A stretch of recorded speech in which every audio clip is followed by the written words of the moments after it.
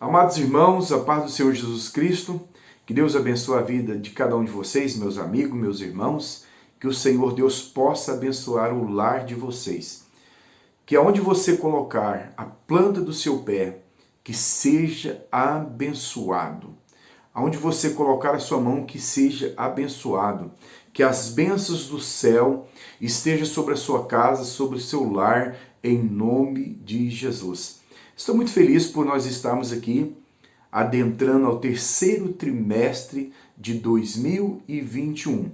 E durante esse terceiro trimestre de 2021, como é de costume, a cada trimestre é lançado um tema para estar sendo estudado na EBD, a Escola Bíblica das Assembleias de Deus. E nesse terceiro trimestre, o tema é um tema muito maravilhoso. O tema é o plano de Deus para Israel em meio à infidelidade da nação, as correções e os ensinamentos divinos no período dos reis de Israel.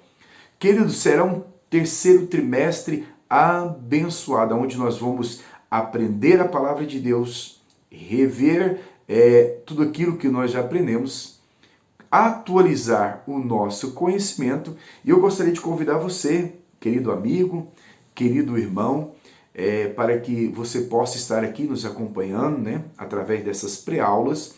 E quero te convidar também para que você, dentro do possível, esteja também presente em um dos nossos templos da Assembleia de Deus, participando da Escola Bíblica Dominical presencial, pois é uma maravilha, é uma bênção muito grande. As nossas escolas dentro dos nossos templos geralmente é no domingo, das 8 às 9 horas da manhã. Em algumas localidades é das 9 às 10 horas da manhã. Querido, então esse terceiro trimestre nós vamos aqui ter 13 lições, 13 pré-aulas maravilhosas, onde nós vamos estar falando sobre a história de Israel, principalmente a história da monarquia de Israel. Então, nesse terceiro trimestre vai ser abordado isso aí, né? A história da monarquia de Israel.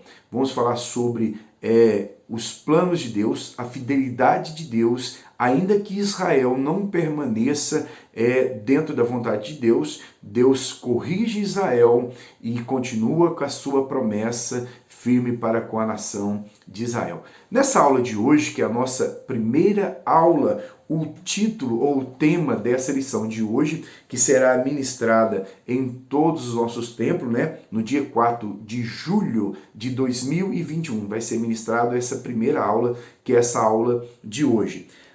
Essa aula de hoje terá o tema a ascensão de Salomão e a construção do templo. Queridos, essas aulas que eu tenho gravado, essas pré-aulas que eu tenho gravado aqui, lançado no YouTube e deixado à disposição dos irmãos, ela tem dois objetivos. O primeiro objetivo é trazer subsídios teológicos para você, professor, para você, mestre, para você, aluno, para estar ajudando, né, querido irmão, para estar te ajudando dentro das suas aulas. E o segundo objetivo é fazer dessas aulas um instrumento de evangelização. Então, dentro da minha abordagem aqui, eu trago subsídios teológicos para professores, para alunos, para mestre, e também eu trago aqui uma lição de cunho evangelístico, tá? Então, os irmãos vão ver que a gente vamos trabalhar poucos termos teológicos, para que o aluno, para que aquela pessoa ali do outro lado que esteja nos vendo, possa acompanhar aquilo que nós estamos ministrando dentro dessas aulas. E essa aula de hoje eu vou dividir ela em 3 períodos. Primeiro eu vou fazer uma introdução, tendo em vista que eu trago uma aula de cunho evangelístico, então eu vou fazer uma atualização aonde nós estamos dentro da Escritura, dentro desse primeiro momento. O segundo momento nós vamos falar sobre a ascensão, a sabedoria e a ascensão de Salomão.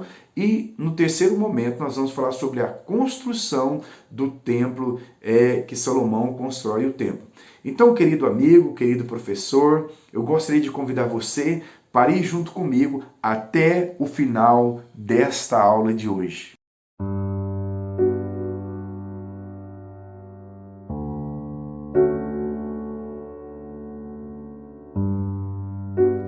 Queridos, Queridos, então nós vamos começar agora a nossa primeira pré-aula do terceiro trimestre de 2021 da EBD, a Escola Bíblica Dominical das Assembleias de Deus. O comentarista do terceiro trimestre é o pastor Clayton, que está comentando essa revistinha do terceiro trimestre de 2021. O tema, nós já falamos na introdução, mas eu gostaria de repetir, a ascensão de Salomão e a construção do templo. O texto áureo se encontra em 1 Reis, capítulo 8 e versículo de número 11, e eu vou estar lendo para os irmãos, que nos diz assim: E não podiam ter-se em pé o sacerdote para ministrar por causa da nuvem, porque a glória do Senhor enchera a casa do Senhor. Que maravilha, queridos irmãos! A glória de Deus encheu toda a casa do Senhor. Precisamos que a glória do Senhor encha a nossa casa, a nossa vida e a nossa família. Já a primeira lição que eu gostaria de extrair desse texto. A verdade prática aqui, que é aquele momento filosófico onde o comentarista nos chama para pensarmos antes da aula, aquele momento que nos leva, ou a chave da aula, nos diz assim: o pedido de sabedoria feito por Salomão a Deus aponta para a maturidade espiritual que Deus deseja para os seus filhos. Como Deus deseja, queridos irmãos, como está aqui na verdade prática aqui, Deus deseja que nós venhamos amadurecer sabiamente, assim como Salomão soube fazer esse pedido ao Senhor. E pensando sobre isso, querido, como nós vemos filmes tanto de desenho como outros filmes também, é normal a não ser desenho, aqueles filmes onde aquelas pessoas acham ali, acham uma lâmpada e quando ela esfrega aquela lâmpada ali e aparece um gênio, o gênio da lâmpada geralmente concede 3 desejos, E geralmente as pessoas pedem ouro, pedem prata, pedem saúde, cada um pede a cabeça de seus inimigos. Mas quando nós pegamos aqui o texto da Bíblia, que é lógico que eu estou aqui fazendo uma comparação até um pouco infantil, mas nós vemos aqui a sabedoria de Salomão quando ele está diante do Senhor. Ao invés de pedir glória, riqueza e fama, Salomão pede sabedoria, pois entendera que não estava diante de qualquer nação. Ele entendera que estava diante da congregação do Senhor, Deus de Israel. Isto é maravilhoso. Querido, já na introdução aqui, que eu gosto... na leitura bíblica em classe, que é aquela base teológica aonde o comentarista traz para nós, e eu gostaria de convidar você, querido irmão, querido amigo, querido aluno, gostaria de convidar você aí na sua casa para que você pegue a sua Bíblia, confirme as referências, confirme se aquilo que o professor realmente está falando, tá? Se realmente tem fundamento aquilo que está sendo ministrado para as nossas vidas. A leitura bíblica em classe se encontra em 1 Reis, capítulo 4, versículo 29 ao versículo 34. E 1 Reis, capítulo 6, versículo 1, versículo 11 ao versículo de número 14. Eu vou estar lendo para os irmãos apenas 1 Reis, capítulo 6, versículo 1, versículo 11, versículo 12, que nos diz assim: E sucedeu que, no ano 480 depois de saírem os filhos de Israel do Egito, no ano 4º do reinado de Salomão sobre Israel, no mês de Zivé, este é o mês 2º, Salomão começou a edificar a casa do Senhor. Então veio a palavra, versículo 11, então veio a palavra do Senhor a Salomão, dizendo: Quanto a esta casa que tu edificaste, se andares nos meus estatutos e fizeres os meus juízos, veja só, a promessa de Deus está relacionada à obediência, e guardar todos os meus mandamentos, andando nele, confirmarei para contigo a minha palavra, a qual falei a Davi, teu pai. E habitarei no meio dos filhos de Israel, e não desampararei o meu povo de Israel. Queridos, então essa foi a leitura bíblica em classe. Já na introdução aqui, o comentarista vai trazer para nós, eu gostaria de fazer uma rápida leitura aqui. A introdução diz assim: por amor ao rei Davi, Deus permitiu que Salomão estabelecesse um reino sólido, próspero, justo, cheio de glória e de poder. Foi durante o reinado de Salomão que Israel atingiu o apogeu na história. Entretanto, mesmo diante de toda essa grandeza promovida por sua sabedoria, esse destacado monarca se deixou levar por interesses políticos e desejos pecaminosos. Queridos, eu estou olhando aqui um pouco para baixo porque a revistinha, eu não estou sem a revistinha física, estou fazendo essa aula usando PDF a partir do meu notebook, tá ok? Queridos, então já na introdução eu gostaria aqui de fazer uma síntese, tá? Gostaria de atualizar você, querido irmão, você, querido aluno, eu gostaria de te atualizar onde nós estamos. E como essa aula é uma aula evangelística, eu acho necessário atualizar, né? Nós chegamos aonde nós estamos dentro da Bíblia Sagrada. E para você, professor, vai depender a sua sala de aula, se você está ministrando para mestre, se você está ministrando para novo convertido, se você está ministrando para irmã. Então você vai aplicar essa aula conforme o seu público, né? Você conhece seus alunos, conhece a necessidade da sua sala. Eu, como estou fazendo uma aula de cunho evangelística e uma aula de cunho de subsídios teológicos, eu acho necessário atualizar os meus ouvintes aonde nós estamos dentro das Escrituras Sagradas. Partindo desse princípio, então, eu vou fazer uma síntese aqui, ou um resumo da Bíblia, né, até nós chegarmos dentro do contexto da lição do terceiro trimestre de 2021. Peço um pouco da sua paciência para nós chegarmos até a terceira, né, até onde nós estamos dentro da lição. Queridos, então, quando nós pensamos sobre a história de Israel, e nós vamos falar de uma forma bem resumida sobre a história ou sobre a Bíblia Sagrada ela pode ser dividida em alguns períodos. Nós temos os períodos, né, onde Deus criou todas as coisas, e aí nós temos a criação do homem, depois que Deus cria todas as coisas, nós temos a criação do homem.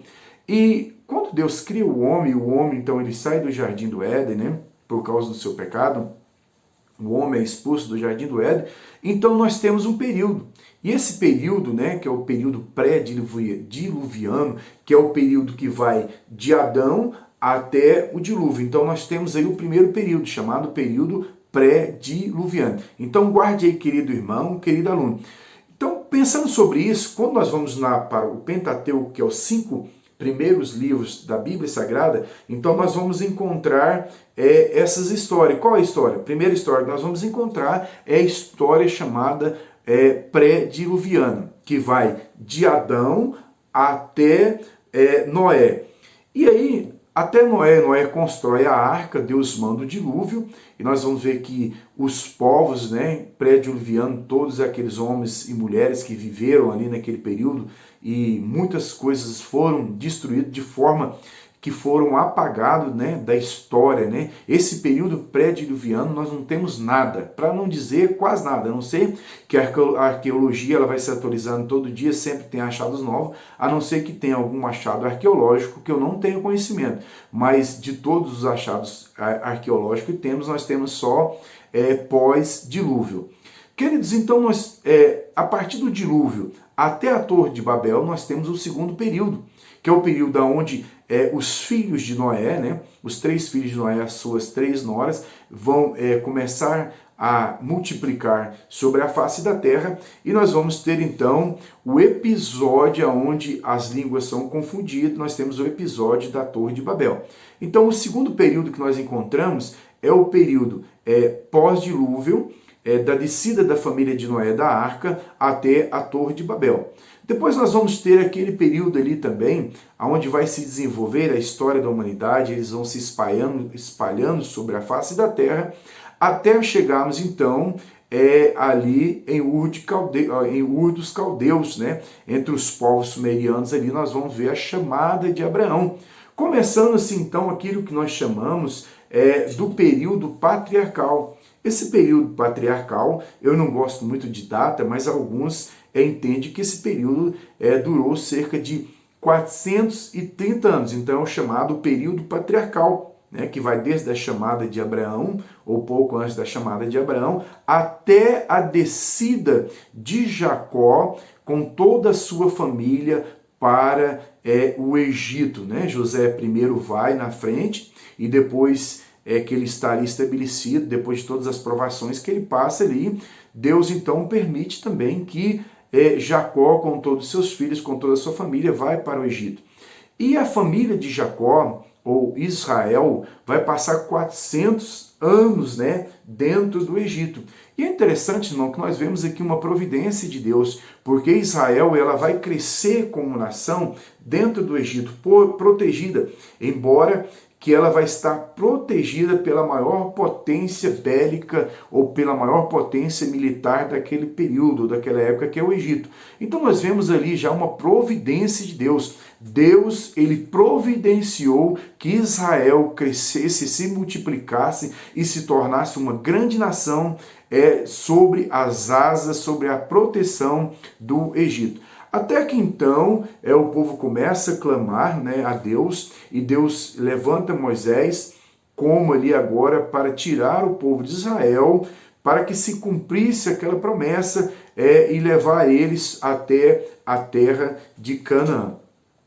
Queridos, e o povo de Israel, então, vai viver um outro período, que é o período que eles vão sair do Egito e vão passar agora 40 anos peregrinando sobre o deserto por causa da sua desobediência, por causa da sua murmuração. Eles murmuraram, eles pecaram contra Deus e vão passar 40 anos peregrinando no deserto. Até que então, aqui nós fechamos todo o Pentateuco. Então, o Pentateuco ele é resumido dentro desse período. O primeiro período pré-diluviano, né, que vai de Adão até Noé. Depois nós temos de Noé com os seus filhos até Babel. De Babel nós temos a história até Ur dos Caldeus. De Ur dos Caldeus nós temos então o período patriarcal. No período patriarcal, então nós temos a descida de Jacó para o Egito. Do Egito eles vão passar 400 anos crescendo, se fortalecendo, se tornando uma grande nação sobre a proteção do Egito. Terminando esses 400 anos, eles vão clamar a Deus, Deus vai levantar Moisés, e no meio desse levantar, Deus sacode o Egito com pragas, né? Nós vamos ver as pragas, nós vamos ver tudo aquilo que está ali dentro do Pentateuco, né? Nós vamos encontrar as pragas, e o povo murmura, e essa murmuração do povo levou eles a caminhar 40 anos dentro do deserto. Então, fechando o Pentateuco, agora já começando dentro dos livros históricos, nós já vamos começar aqui com o livro de Josué, né? Nós vamos pegar aqui o livro de Josué, capítulo 1 a seguir, ou todo o livro de Josué vai mostrar o povo de Israel agora, nós tendo em vista que toda aquela geração antiga que saiu do Egito morreu durante esses 40 anos de peregrinação. E a partir daí, então, aquela nova geração que nasceu dentro da peregrinação, ou aquela geração que eram crianças que se tornaram adultos, essa geração é a geração que vai conquistar a terra de Canaã, sobre a liderança de Josué. E é interessante, queridos, que Josué, então, o livro de Josué, vai narrar essa conquista, essas batalhas, né? Foram várias batalhas ou várias excursões militar sobre a terra de Canaã, até que durante 6 anos, né, que se durou essas batalhas, entre batalhas e aliança, eles tomaram parte da terra de Canaã e vai se estabelecer dentro da terra de Canaã, sendo repartido a divisão das tribos, né? Foram divididas, cada tribo foi ficando, tomando parte de uma terra. De forma, querido, que eu gostaria de ressaltar aqui, nessa lição de hoje, que nem toda a terra de Israel, ou nem toda a terra de Canaã foi tomada pelo povo de Israel. Faltou boa parte para ser tomada. De forma que Josué morre, aqueles líderes morrem, sem tomar posse de toda a terra de Canaã. Então, queridos, findando então esse período, né, que nós chamamos findando aqui o livro de Josué, e já começando aqui agora no livro de Juízes, né? Morre-se os anciãos, morre-se aqueles líderes que havia saído do Egito. E agora no livro de Juízes, ou livro dos regentes, nós vamos entender essa história de Israel, que foi um período aproximadamente de 345 anos. Então, o período de Juízes, né, que está registrado no livro de Juízes, ou o período chamado período dos regentes, vai durar 345 anos.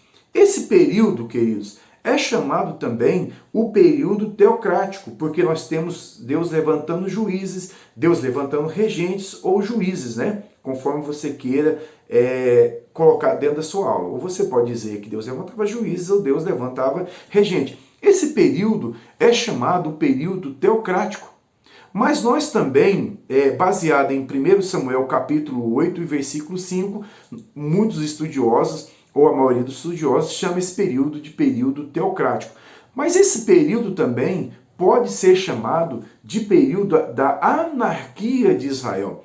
Por que anarquia? Porque não havia um reconhecimento de um líder. Se você for pensar dessa forma, a nossa base teológica para dizer que esse período é chamado um período da anarquia de Israel, se encontra em Juízes capítulo 17 e versículo de número 6. Essa é a nossa base teológica para afirmar que esse período também é chamado um período de anarquia dentro da história de Israel. Por que anarquia? Porque não se reconhecia um líder nacionalmente, não tinha um rei, não tinha um governo, não tinha um presidente, não havia um líder, né? Não havia uma autoridade. E o texto vai dizer que cada um fazia o que bem entendia. Esse período de Juízes é um período mais negro da história de Israel, um período marcado entre desobediência, castigo, arrependimento, libertação. Então é um período mais negro, um período feio da história de Israel. Então, querido irmão, querido ouvinte, querido aluno, querido professor, aqui eu fiz uma síntese, né, sobre isso. Agora, quando nós já entramos em 1 Samuel, nós já vamos encontrar então, 1 e 2 Samuel, nós vamos encontrar aquilo que nós chamamos de transição. Ou seja, dentro do livro de 1 Samuel, 2 Samuel, nós vamos encontrar o quê? Uma transição. O que seria essa transição? Essa transição saindo do período da teocracia ou período da anarquia, tá? Da anarquia. Depois, se vocês quiserem ver o conceito de anarquia, é só vocês buscar no Google, buscar em alguma outra fonte que você tenha em mão, e você vai entender o que seria isso. Então, nós vamos encontrar em 1 Samuel e 2 Samuel, nós vamos encontrar essa transição, né? E quem vai fazer essa transição é justamente Samuel, que é um dos últimos juízes de Israel. Ele vai fazer a transição desse período chamado período teocrático, ou período de anarquia, e Samuel ele vai ter o seu ministério ali durante 47 anos aproximadamente. Samuel vai exercer o seu ministério sobre a nação de Israel. E ele que vai fazer essa ponte entre o período teocrático, ou o período da anarquia, para o período da monarquia teocrática. Preste bem atenção no que eu estou dizendo, irmãos. Nós estamos saindo do período teocrático, ou do período da anarquia, para um período da monarquia teocrática. Por que monarquia teocrática? Apesar de ser um rei que está sobre a liderança, sobre sendo referencial, né, sobre o governo da nação, mas quem escolhia esse rei, quem ungia esse rei, ou quem fez a promessa desse rei, era o próprio Senhor. Então nós podemos dizer então que nós saímos de um período teocrático, um período de anarquia, para um período de monarquia teocrática. Então nós vamos ter aqui o primeiro rei sobre Israel, que vai ser justamente Saul, vai ser o primeiro rei sobre Israel e vai governar sobre as 12 tribos. Esse período que nós estamos dentro da lição de hoje, que é o período de Salomão, é também chamado o período da monarquia, ou período de Israel unificado, né? Então, Saul, sendo o primeiro rei, vai governar ou vai reinar durante 40 anos. Depois nós vamos ter o reinado de Davi. Davi também vai reinar sobre Israel durante 40 anos. Ele vai começar 7 anos em Hebron, né? Depois de 7 anos, ele começa então a reinar sobre todo Israel. A princípio ele começa a reinar sobre uma tribo, depois ele vai reinar sobre todas as tribos, ou ele vai reinar sobre todo o Israel. E é justamente Davi é que Deus vai fazer essa promessa. Deus faz uma promessa a Davi, que da descendência de Davi seria os próximos reis de Israel. Então havia essa promessa de um reino ou dos descendentes de Davi continuar reinando em seu lugar. E é justamente aonde nós estamos chegando agora, dentro da lição que vai falar sobre Salomão. Eu espero que você tenha compreendido essa síntese, esse resumo, ficou um pouquinho grande, mas tendo em vista que a primeira lição, eu achei por bem nós nos atualizarmos dentro do contexto bíblico. Então nós já passamos sobre o Pentateuco, passamos sobre o livro de Josué, passamos sobre o livro de Juízes, nós passamos sobre o livro de 1 Samuel, 2 Samuel, e agora nós vamos adentrar dentro da lição sobre e vamos falar sobre, dentro do livro, nós vamos falar sobre 1 Reis e 2 Reis, e eu te espero agora e nós vamos continuar dentro dessa lição. Vamos lá? Queridos irmãos, então nós fizemos aqui uma síntese, né? Já demos a nossa introdução aqui, fizemos aqui uma introdução, nos atualizamos aonde nós estamos, né? Nós fizemos uma atualização dentro das Escrituras Sagradas, trouxemos uma ordem cronológica, né? Fizemos uma síntese, um resumo, até chegar dentro do contexto da terceira lição, ou seja, até chegarmos dentro do contexto da lição do terceiro trimestre da EBD 2021.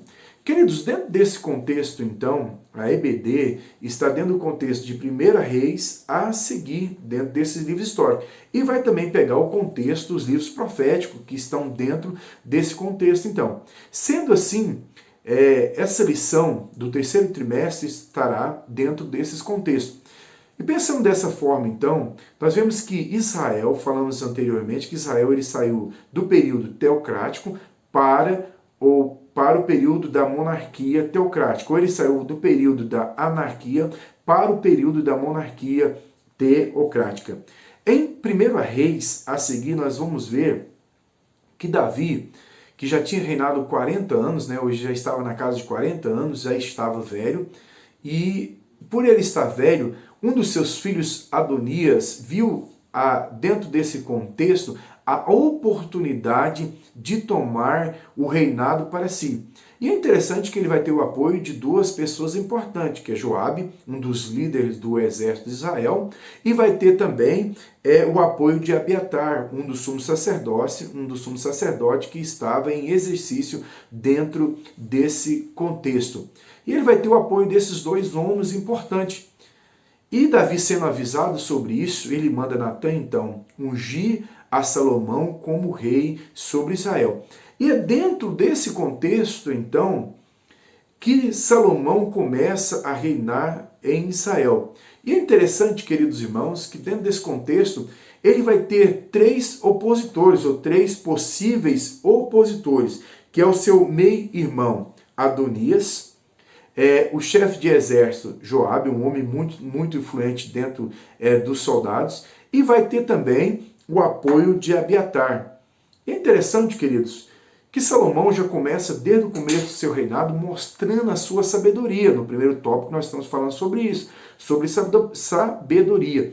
E desde o começo do seu reinado, Salomão já mostra a sua sabedoria, ou a virtude que havia, ou aquilo que Deus iria dar para ele. E é interessante que, tendo em vista que ele tinha esses três possíveis opositores, né, e cada um vai se comprometer ou vai fazer um deslize de uma forma, é interessante que ele manda então executar Adonias, que é o seu meio-irmão, que tenta, através de pedir a mão daquela que esquentava Davi, né, daquela moça que esquentava Davi, que estava no leito de enfermidade com Davi.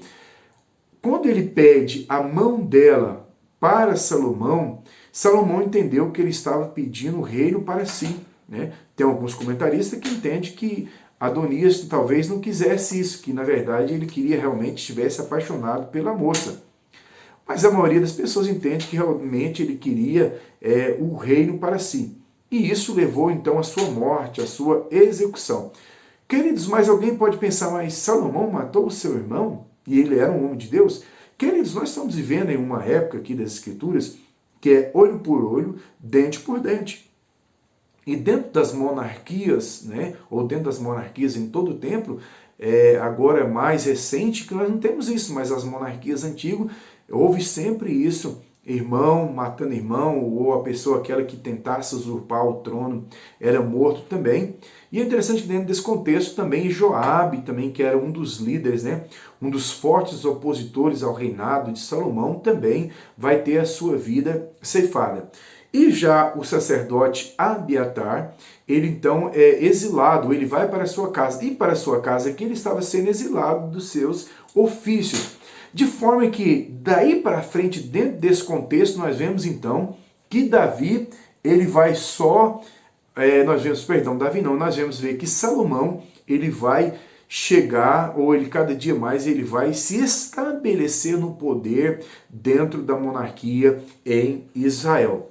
Queridos, e dentro desse contexto, então, nós vamos ver que Salomão, ele vai oferecer sacrifício em Gibeão, na região de Gibeão. E quando ele vai oferecer sacrifício, ele já está reinando, ainda muito moço, ainda muito jovem, e quando ele está ali oferecendo sacrifício, diz-nos o texto que à noite Deus apareceu a Salomão em sonho.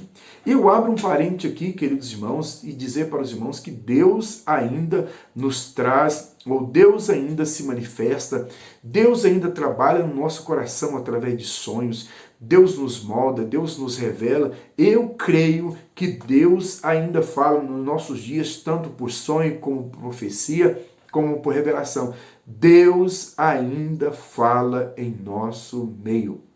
Queridos, dentro desse sacrifício, o que é que nós temos então? Deus aparece a Salomão. E é interessante que Deus, ele tem esse diálogo com Salomão.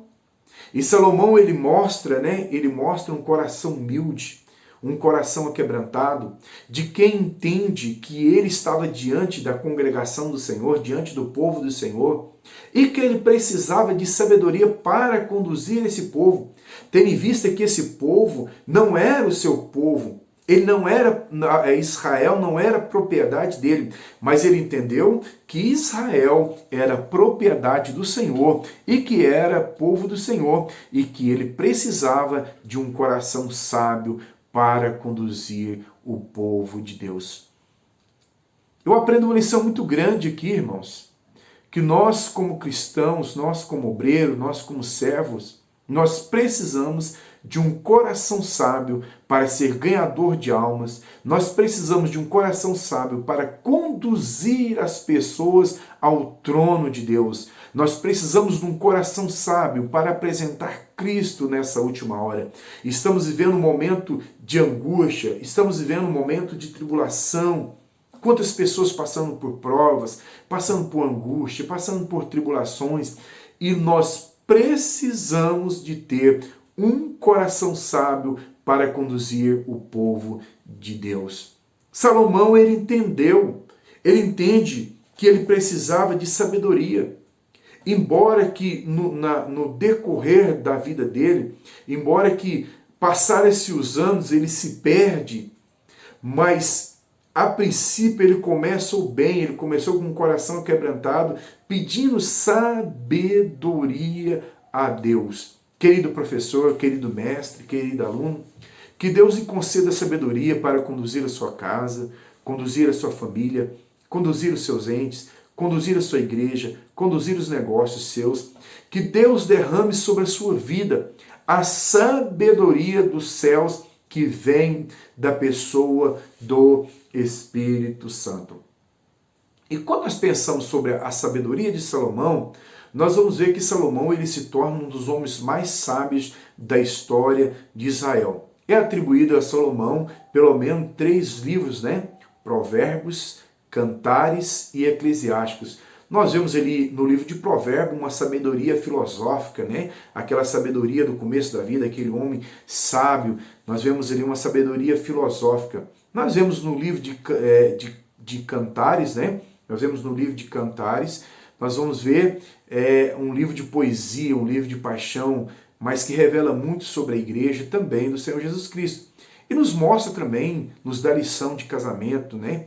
Pessoas que ministram o casamento têm muito que aprender dentro de Cantares. E nós também temos o livro de Eclesiastes, que já é uma sabedoria não só filosófica, mas é uma sabedoria madura, uma sabedoria vivencial. É como se um rapaz falasse algo e nós pegasse a mesma opinião de um homem velho, né? Um homem maduro, que não só tivesse sabedoria filosófica, mas que vivenciou aquilo sobre a vida, que viu várias coisas.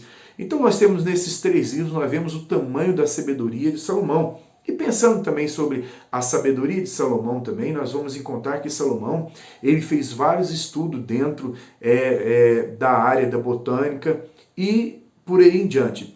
Queridos, de forma que nós vamos entender que Salomão foi um dos homens mais sábios dentro da Escritura, um dos homens mais sábios considerado na história de Israel. Finalizando aqui, queridos, sobre essa parte da sabedoria de Salomão e que nós, como igreja do Senhor Jesus Cristo, nós também precisamos de buscar uma sabedoria, não a sabedoria que o mundo tem para oferecer. Não estou dizendo que nós não devemos nos capacitar, nos preparar. Não, nós temos que nos preparar, temos que nos capacitar. Precisamos de nos preparar e nos capacitar, mas o que nós precisamos também é de desenvolver intimidade, relacionamento com Deus, para que Deus também nos dê sabedoria dos céus. A igreja do Senhor, ela é regida, ela é administrada, não com sabedorias filosóficas, mas com a sabedoria que vem do Espírito Santo, que vem direto do trono de Deus para o coração do homem. Falando ainda sobre a ascensão de Salomão, o texto também vai nos dizer que sobre as mulheres de Salomão, eu abro aqui um parênteses só para uma delas, né, que o texto diz que o rei do Egito, o governador do Egito, deu uma das suas filhas para Salomão casar-se. Há muitos estudiosos, queridos, que desacreditam que um rei ou um monarca do Egito daria uma das suas filhas para um simples, né, um simples vassalo, para nós dizermos assim, ou um simples rei como Salomão. Mas o texto bíblico está dizendo que Salomão, ele casou com uma das filhas do rei do Egito. E eu acredito, querido, no que o texto está dizendo. Se o texto está me dizendo que Salomão casou com uma das filhas do rei do Egito, eu acredito. E aí nós entendemos o tamanho do poderio, né? Ou o tamanho da grandeza de Salomão. Se realmente, né? E eu acredito naquilo que o texto está dizendo, eu acredito naquilo que o texto está dizendo, e o texto está dizendo isso para mim, nós vemos o tamanho da grandeza de Salomão, né? Porque do contrário, seria Salomão que daria uma das filhas dele para um dos monarcas do Egito. Sempre foi assim, os menores dando filha para os maiores e fazendo essas alianças. Queridos, então nessa aula de hoje nós não vamos trabalhar sobre as mulheres ou sobre o que essas alianças, ao que ponto essas alianças chegaram. Por quê? Essas aulas é uma continuidade. Então nas próximas aulas nós vamos voltar a esse texto e pensar sobre isso, sobre a que ponto Salomão chegou devido a essas mulheres e toda a sua desobediência ou tudo aquilo que ele fez contrário à vontade de Deus. A princípio nós estamos falando sobre o seu governo, a sua ascensão, a sua sabedoria.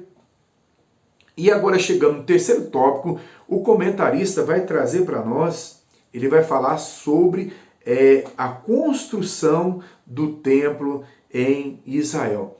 Queridos, está aí uma das maiores grandezas, né, do mundo antigo, né, desse período, que foi a construção do templo, de Deus. No terceiro tópico aqui, só um minutinho que eu estou descendo aqui, hoje eu estou sem a minha lição física, eu estou usando o meu notebook. Querido, então no terceiro tópico, o comentarista vai falar sobre isso, sobre a construção do templo. Quando nós pensamos sobre a construção do templo e sobre a grandeza desse templo, né, a grandeza dessa construção foi uma construção de grande envergadura, né? Uma construção que movimentou todo Israel, né? Multidão de homens estiveram trabalhando, envolvidos, tanto em Israel, como também nós vamos ver que Salomão buscou mão de obra qualificada fora de Israel também, fazendo uma aliança também com outros reinos, em busca de materiais e de obra-prima para construir o templo. Queridos, nós vamos entender então que até então, tanto a arca, né, a arca ainda estava em tenda e não havia templo. Davi ele colocou no seu coração de construir um templo, ou uma casa onde ele pudesse colocar a arca, onde Deus habitaria dentro da sua concepção. E Davi não foi permitido, né? Ele foi proibido, tendo em vista que o texto vai dizer que Davi era um homem de guerra, um homem que tinha sangue em suas mãos. Porém, Deus faz uma promessa a Davi, que o seu herdeiro, aquele seu sucessor, seria ou construiria então esse templo, essa casa. E Salomão foi esse homem. E é interessante, irmãos, tem um versículo aqui que eu gostaria de ler para os irmãos, para que os irmãos entendam a grandeza desse templo, a grandeza que envolveu, a engenharia que envolveu a construção desse templo. 1 Reis, capítulo 6, versículo 7, nos diz assim: o templo foi construído com pedras que haviam sido preparadas nas pedreiras. Veja bem, o templo foi construído com pedras que foram preparadas na pedreira. Vamos continuar. Para que assim, durante a construção, não se ouvisse barulho de martelos, machados ou qualquer outra ferramenta. Queridos, veja a grandeza dessa construção. Essa construção foi algo tão extraordinário, né, que as suas obras-primas, que os seus blocos, né, de pedra, que as suas madeiras eram cortadas no lugar de origem e trago já dentro de uma medida. Agora os irmãos imaginam que tamanho é essa engenharia. Né? Eu cortar uma pedra a 10 km, né? Estou dando só um exemplo aqui, né? Eu cortar uma pedra a 10 km e essa pedra deveria encaixar dentro daquilo que estava preparado ali no terreno. Então veja bem, irmãos, que engenharia, que cálculo, né? Como foi algo grandioso, nós já começamos desde a sua engenharia, porque foi algo bem calculado, algo bem projetado. Eu imagino que os engenheiros, né? Os engenheiros, os arquitetos, né, todos aqueles que tiveram envolvido dentro dessa obra, homens que cortavam aquilo, ou seja, trazendo para os dias de hoje, nós vamos ver dentro dessas construções, que muitas construções traz os blocos, né, esses blocos são cortados ou são montados em outro lugar, traz para o terreno e chega aqui no terreno, só monta os blocos. E dessa forma também foi a construção do templo que Salomão fez também. Isso, querido, é de fundamental importância, porque não se ouve barulhos de martelos e machados dentro da construção, ou aonde estava, dentro da cidade, onde estava sendo construído tanto o templo como também a casa de Salomão. Queridos, trazendo para o templo, há uma mitologia, né? E não sei se isso é viável você falar, mas eu quero falar sobre isso, né? Que havia uma ideia entre os deuses, né? Havia uma ideia entre os povos. Eu não sei se era isso que ele também tinha em mente, Salomão tinha em mente, que não se poderia cortar a pedra de altar ou cortar uma pedra aonde seria edificado um altar ou uma casa. Então, geralmente, aquele altar, ou uma pessoa que fazia um altar pegava uma pedra, ou o sacerdote pegava uma pedra inteira e colocava naquele canto, e começava-se então a oferecer sacrifício ali sem cortar as pedras ou a pedra do altar. Por quê? Dentro daquela cultura dos povos antigos, eles acreditavam que quando oferecia um sacrifício aos deuses, né, quando ofereciam sacrifícios aos deuses, o Deus recebia o sacrifício, ou recebia aquela oferta, aquele sangue daquela oferta que estava sendo ali, daquele sacrifício, que a pedra então absorveria o sangue e aquele Deus receberia então aquela oferta. Eu não sei se Salomão tinha isso em mente, ou também nós podemos colocar outras formas, né? São colocar dentro desse contexto outras aplicações teológicas, mas eu trouxe essa para os irmãos, para que os irmãos entendam. De forma que foi glorioso a construção desse templo. E vamos ver também que o templo ele foi revestido de ouro, né? Algumas partes internas do templo foram revestidas de ouro, de forma que a construção desse templo foi algo grandioso, algo glorioso. Desde a parte fundamental, que são as pedras, até o acabamento final, de forma que esse templo foi algo maravilhoso. E aí, no terceiro tópico, nós chegamos ali aonde vai ser inaugurado o templo. E uma das primeiras coisas que faz para a inauguração do templo é tirar a arca que estava na tenda, e a arca então foi levada para o templo. E aí nós chegamos no terceiro tópico, né, e finalizamos aqui com os irmãos. Quando a arca chega então dentro do templo, diz-nos o contexto então que a glória de Deus invadiu toda aquela casa. Porque a arca do Senhor representava a presença do Senhor.